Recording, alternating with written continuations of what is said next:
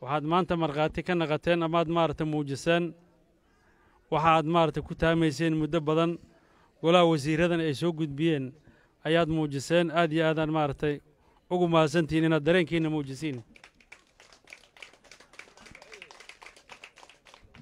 intaas waxaa xigto haddii nimankii cadowga ahay ay ka baxeen dhulkan oo ummaddan ilaahay uu xor ka dhigay adduunyada waxa ugu wanaagsan waa xorriyad qofka bini'aadanka inuu xor noqdo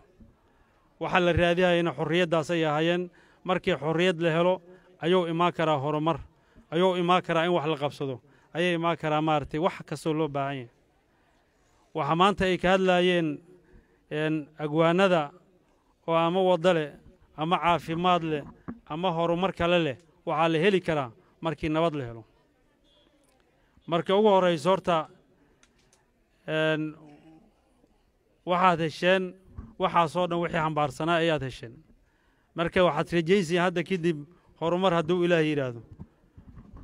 laakiin waxaa loo baahan yahay dadku hadday xor noqdeen oo ilaahay uu ka dulqaaday cadowgii ciidamada dawladda iyo dhammaan dawladda oon u kala helin madaxdooda qaran kuwa ugu sarreeya iyo kuwa isteedkaba waxaa la rabaa marka adinkuna maanta inaad ka shaqaysiin nabadda laakiin haddaad nabadda idinku ka shaqay weysiin oo idinku fimil isu qabsatiin oo idinku maaragtay amni darre ka shaqaysiin oo kii amni darrada wada aan wax laga qaban oo aadan dhihin guddoomiyaha waa kana ninkaana dhibaatada ka shaqeeyo ha la qabto haddaadan dhihinina waxaan u maleeyaa waxa aad sheegaysiin iyo waxa aad hadda maaragtay muujiseen iyo waxa ficilkaas isma yeela doonaan waxaa la rabaa marka inay degmo ayaan rabnaa aad muujiseen una soo bannaan baxdeen waxaa la rabaa inaad dulqaad badan la sameeyo inay amniga laga shaqeeyo inay dhibaatooyinka ka jiro dadka maaragtay haddii ay dhibaatadii guud oo haysata ka baxday waxaa la rabaa inay ilaahay ku shukriyaan ay ilaahay u mahad celiyaan ay yidhaaheen ilaahayow adaa dhibka naga qaadday waxaad mooddaa dadka meelahan deggan markaa fiirisid inay ay rabaan addoonnimada ay ku jireen inay rabaan imaysaa ilaahay baa addoon loo yahay laakiin bili'aadanay addoon u ahaayeen dadka deegaanadan deggan bili'aadankay addoon u ahaayeen waxaa ku tusayso 3 shay sanadka waa 12 bilood bil kasta waxaa 4 biloodoo kasta waxaa laga qaadi jiray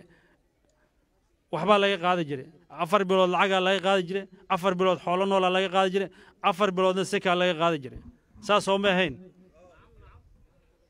waxaa intaas sii dheereed igaarkaaga keena waa sii dheereed habartana cawada soo diro dugsiga waxa soo baratay haa sii dheereed war intaasoo dhibaataa oo ku jirteen maanta hadduu ilaahay idinka soo saaray oo ilaahay uu naga saaro ilaahay naga dulqaaday annaga iyo idinkuna waxaan ku kala maqnayn cadowgaas maanta waan isla joognaa annagoo xora annagoo cabsayn annagoo ama dadkan dhexdooda waxayn kaga soo boodaa islahayn oo aad iyo aad idinku kalsoon haddana inaad idinku istishiin oo isla hadli weysiin oo meel dhinahoo dhulahoo meeshaana la isku qabsay la isku dilaa la yidhaahdo oo ninaa isbaaro meeshaan la taagan la yidhaahdo maamulkana la yidhaahdo haye maamulow guddoomiyo adaa lagu soo diree shaqadaada qabsee waxuu qaban kariyaa guddoomiyaha keligiis wax muu qaban kariyaa war xogta gudihiina ku jirta guddoomiyaha ma ogaa kariya haddaan loo soo sheegin waxaan rabnaa marka inaad ka shaqaysiin nabadda oo aadan naqanina dad addoonnimadii raba kaliya aadan naqanina addoonnimada waxay tahay dadkan qof istaabaysana ma jirin dad isdilaaya koojidkarga maa jire kuwa isdilaaya maa jire hadday isdilaan xaa lagu samay jire ya war dadkii intaas idin baday dadkii meesha ka saaraa idinla joogee dadka aqoonta kaliya maa dhibaatadaas waxa intaas keenaya waa naqaan midida qarooftaa la adihin midida qarooftaa la adihin maysa waxaan rabnaa marka xaasidnimadaas annaga ma qabno dadkayniyaa tihiin laakiin nimankaas xaasidiinay ahaayeen xaasidnimadaasna mar kastaba inaan ku dhaqanna nagama go'no dadkiin yaa nahay dawladdiin yaa nahay waxaan rabnaa idinkoo nala hadlaysiin inaad nabaddiinnana ka shaqaysiin inaad qofkii qaldan aad tiraan qofkan waa qaldan yahay hal qadfidna soo wadaa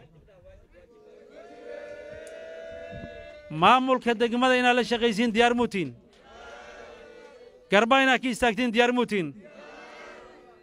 dhalinyaro jid la joogsado wax tirma hadda ayaantan kama jiro meeshan waa ogna laakiin hadii xiriga la dabciyo ay ma haysaa jid la joogsadana wax tiri maayo cid qaraaba laba qaraabo qor isu qaadatan waa ka sii xunta